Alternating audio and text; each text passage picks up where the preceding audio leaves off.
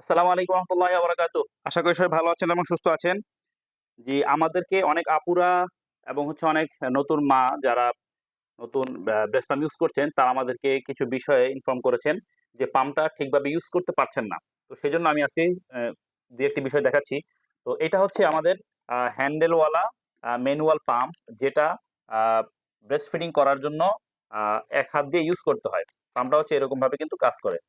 তো এখন অনেক মা বলছেন যে পাম্পটা যখন ইউজ করা হয় তখন আ হাওয়া বের হয়ে যাচ্ছে বা পাম্প হচ্ছে না বা টানতেছে না। তো এই সমস্যাটা কেন হয়? তো আমি একটু দেখাচ্ছি।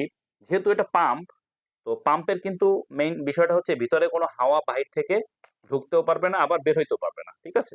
তো সেক্ষেত্রে দেখেন, এই যে ফিডারটা যখন আমরা লাগাই, তখন কিন্তু অনেক সময় ফুল টাইট থাকে না। এই যে এরকম কিন্তু লুজ থাকে। এই লুজ থাকার কারণে কিন্তু আসলে বাতাসটা এখান থেকে বের হয়ে যায়। এজন্য এটা কিন্তু ভালোভাবে টাইট দিতে হবে, নাম্বার 1। নাম্বার 2 হচ্ছে এই যে পাম্পের যেই মূল জিনিসটা আছে, এই কভার করা কিন্তু উপরে একটা পার্ট আছে। ঠিক আছে? এটা কিন্তু পাম্পের মূল বিষয়। তো এই জিনিসটাই কিন্তু মূলত পাম্প করে। এখন এখান থেকে যদি বাতাসটা বের হয়ে যায়, তাহলে কিন্তু পাম্প আর হবে না। তো সেইজন্য এটাকে ভালোভাবে একটু এভাবে ফিট করে নিতে হবে। যদি এভাবে মানে পুরোটাই এভাবে ভালোভাবে লাগাইতে হবে। এটা কিন্তু তেমন কঠিন কিছু না। একটু হাত দিয়ে চাপ দিয়ে লাগাইতে হবে। এটা পুরোটা সিলিকনের তো। তো এরপরে হচ্ছে হ্যান্ডেল যেটা আছে, এই হ্যান্ডেলটা কিন্তু এটার ভিতরে ঢুকাইয়া দিতে হবে। ঢুকে এভাবে শুধু চাপ দিতে হবে। দেখেন, এখন কিন্তু কত সুন্দরভাবে এই যে অংশটা দেখা যাচ্ছে, এই অংশটা কিন্তু অনেক সুন্দরভাবে উপরে উঠতেছে।